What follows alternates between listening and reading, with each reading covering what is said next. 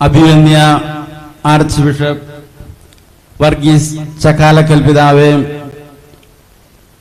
Arch bishop Pamplany പിതാവേ, അഭിവന്യ പിതാക്കന്മാരെ, സ്നേഹമുള്ള വൈദികരെ, ബഹുമാനപ്പെട്ട സിസ്റ്റേഴ്സ്, സഹോദരി സഹോദരന്മാരെ,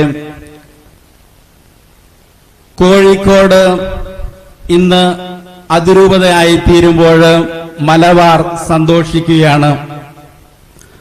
പാമ്പ്ളാനി പിതാവ് പറഞ്ഞതുപോലെ മലബാറിനെ ഏറ്റവും ഹൃദ്യമായിട്ടുള്ള അനുഭവം കോഴിക്കോട് രൂപതയിൽ നിന്ന് ലഭിച്ചു. ഇന്ന് കോഴിക്കോട് രൂപതയും അതിരൂപതയായി തീരുമ്പോൾ അതൊരു വലിയൊരു ദൈവത്തിന്റെ നിയോഗമായി കാണുകയാണ്.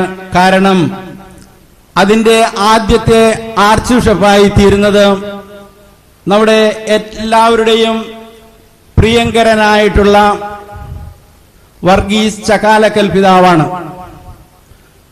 കണ്ണൂർ രൂപതയുടെ പ്രഥമ മെത്രാൻ എന്ന നിലയിലും അത് പ്രഥമ അതിരൂപതയുടെ ആർച്ച് ബിഷപ്പ് എന്ന പദവിയും സ്വീകരിക്കാനായിട്ട് ഭാഗ്യം ലഭിച്ച ഒരു വ്യക്തി. അങ്ങനെയെങ്കിൽ ദൈവത്തിന്റെ പ്രത്യേകമായിട്ടുള്ള ഒരു നിയോഗമാണ് ചക്കാലക്കൽ പിതാവിൽ ഇന്ന് വന്നു നിറയുന്നത്. ഞാൻ ഏറെ സന്തോഷിക്കുകയാണ്. വിവിധ രൂപതകളുടെ പേരിലുള്ള എല്ലാ വികാരങ്ങളും ഉൾക്കൊണ്ടുകൊണ്ട് അഭിവന്യ പിതാവിന് ആശംസകളും അഭിനന്ദനങ്ങളും നേരുകയുണ്ടായി. കണ്ണൂർ രൂപതയുടെ സഹായമെത്രാൻ എന്ന നിലയിൽ മാത്രമല്ല, കോട്ടപ്പുറംകാരൻ എന്ന നിലയിലും ഇവിടെയുള്ള എല്ലാവരുടെയും സുഹൃത്തുക്കളുടെയും ഇവിടെ സന്നിഹിതരായിരിക്കുന്ന എല്ലാവരുടെയും വികാരങ്ങൾ ഉൾക്കൊണ്ടുകൊണ്ടാണ് ഞാൻ അഭിവന്യ ചക്കാലക്കൽ പിതാവിന് ആശംസകൾ നേരുന്നത്. അഭിവന്യ പിതാവ് ഈ സന്ദേശം ഇന്ന് ലഭിക്കുന്നത് തന്നെ ഓശാന തിരുനാളിനുള്ള ആ ഒരുക്കത്തിന്റെ സമയത്താണ്.